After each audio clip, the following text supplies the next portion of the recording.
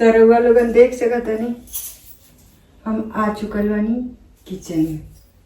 सारा काम धंधा कइला के बाद यहाँ के जिम गइल बानी और जिम से 8 बजे वहाँ के निकल गई हैं।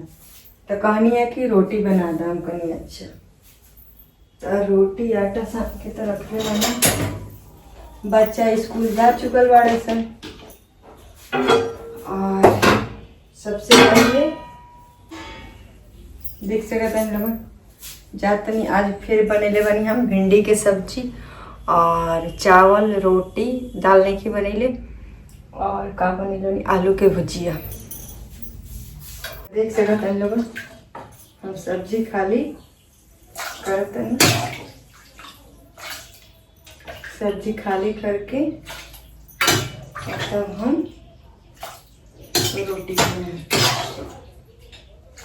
आजकल भिंडी ज़्यादा फरता है, इससे भिंडी ज़्यादा बनता है।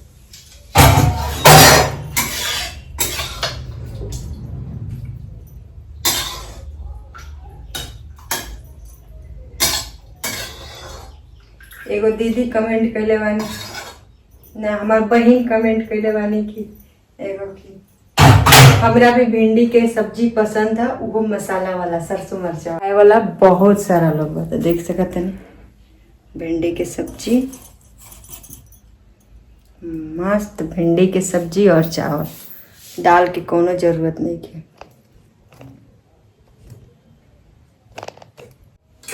आज हम लोगन के कुछ बतावे वाला बानी हम अपना बारे में।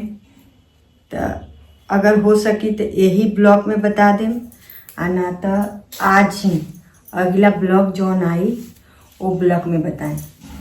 तो चलिए लोगन अब कमर में साड़ी बांध के अब चलो तनी काम करें।